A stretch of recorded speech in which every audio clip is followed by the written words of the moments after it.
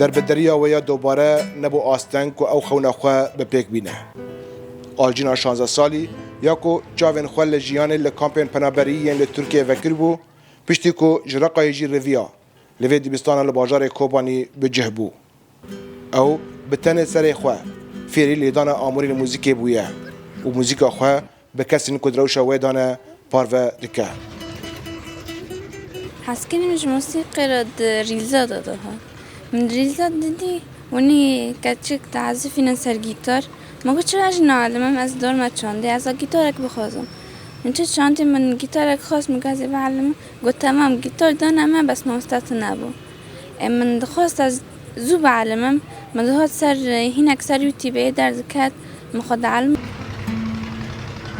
آلجین آکوش گریس پیه تاوی کود تمن 13 سالی دا یکم جار دست به لیدان آمور موزیک کربو لیکانو بو دزوترین دم دا بشداری شاهی و فستیوالان ببه.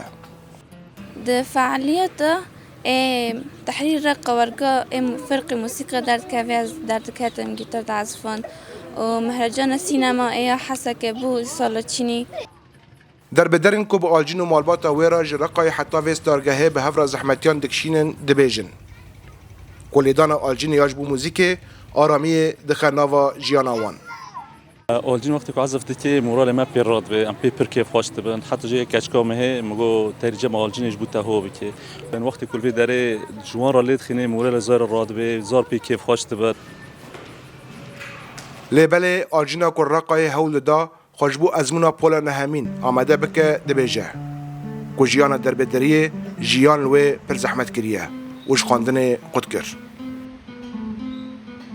يعني أول تشبه بيت خواندن يتكي باش خاتشاكي وتهاري حياتك إني دس ببكي وارجوي وكود يعني خواندن نامو وعلاج يعني نامو.